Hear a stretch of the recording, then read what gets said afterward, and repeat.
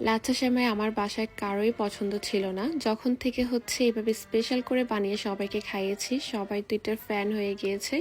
এখন হচ্ছে আমার বাসার লাচ্ছা সেমাই সবার ফেভারিট।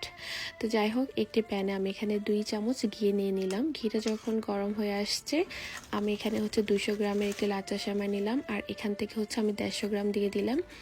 এবার হচ্ছে আমি এখানে প্রায় 1.5 টেবিল চামচ দিয়ে দিলাম হচ্ছে গুঁড়ো দুধ, আর সাথে 2 টেবিল চামচ দিয়ে দিলাম চিনি।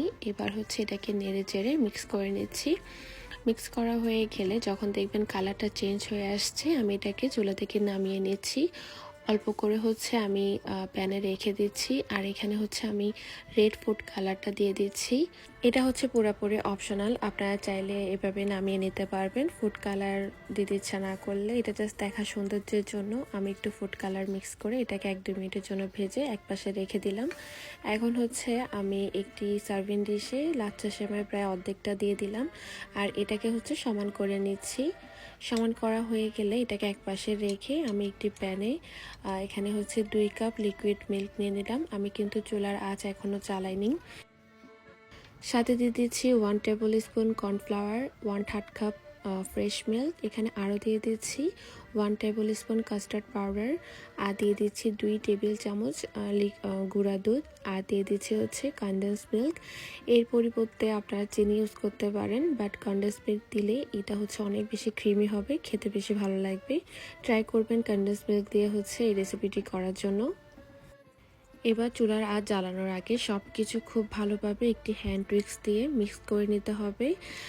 সব কিছু মিক্স করার পরে হচ্ছে চুলার আঁচটা জ্বালিয়ে দেবেন, না হয় কিন্তু এটা দলা পেকে যাবে, তখন খেতে একদমই ভালো লাগবে না।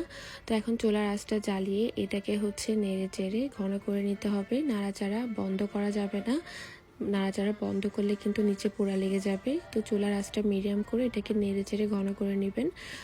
তো আমি প্রায় 10 মিনিটের জন্য এটাকে নেড়েচেড়ে রান্না করেছি। এটা অনেকটা ঘন হয়ে গিয়েছে, ঠান্ডা হওয়ার পর কিন্তু আরও বেশ খানিকটা ঘন হয়ে যাবে।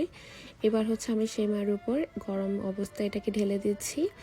এবার হচ্ছে উপর থেকে যেই সেমাইটা আমরা রেখে দিয়েছিলাম অর্ধেকটা, ওই অর্ধেক সেমাইটা আমরা উপরে দিয়ে দিচ্ছি। আর এখানে হচ্ছে যেই সেমাইটা আমরা কালার মিক্স করেছিলাম ওইটাও দিয়ে দিচ্ছি। এবার উপর থেকে চারিদিক দিয়ে সমান করে দিচ্ছি।